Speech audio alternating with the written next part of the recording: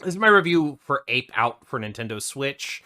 It's a very interesting game. It's very music oriented. I really love the music and the sound design for this game. So definitely for sound alone, it gets a 10 out of 10, right? As far as graphics go, they're not the most complicated graphics in the world. It's not like fancy 3D rendering. Everything is very flat and 2D, but the color choices they use and the styles that they have make the game uh very enjoyable, very challenging sometimes, and I really enjoyed it. I really enjoyed the color and the graphic settings, so I probably give those an 8 out of 10. I think the biggest weakness here is lack of story. You're basically an ape that has to get out. That's the plot of Ape Out, right? There's no dialogue. It's kind of implied that this is like some sort of laboratory you're escaping from, and they've been experimenting on you. But other than that, there's uh there's not a whole lot of story to it, so it's kind of weak.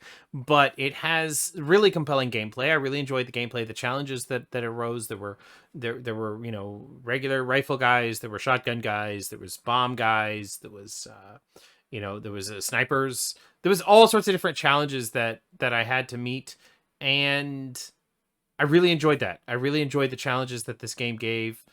Um, and I feel like it's a game I could continuously play. I really enjoy having it on the Switch. I think it's a good game that you could play kind of handheld mode. I only played 2 of the 4 available tracks in the easier campaign. Apparently there is a B-side to those tracks that are make it a little bit more difficult. There's 4 available campaign stories, I suppose. I beat the first one and I played about half of the second. Um, but definitely the music and the visual styles were definitely standout pros. The cons were basically that there was no story. I kind of could have dealt with a little bit of dialogue or something, but everything else is kind of implied.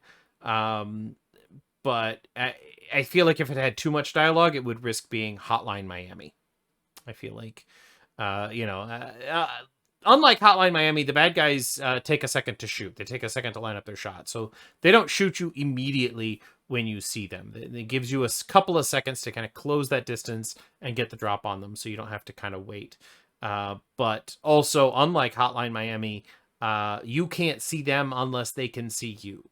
So you cannot see any more than your player's POV, which actually adds a good bit of challenge to the game. You kind of know where they are, but you have to keep peeking corners.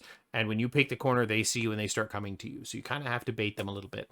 It definitely rewards slower gameplay. You want to be cautious. You want to take your time and play a little slower here and there. But overall, the game's pretty fantastic. I'm going to go ahead and give it like an 8.5 out of 10. I feel like that's a pretty good score for an independent game, but definitely worth the $15 on the eShop. It's available a whole lot of other places too. But I'll be back tomorrow with Bendy and the Ink Machine. It is both a combination of Spooky Saturday and Switchtoberfest. So we're going to be playing Bendy and the Ink Machine for the first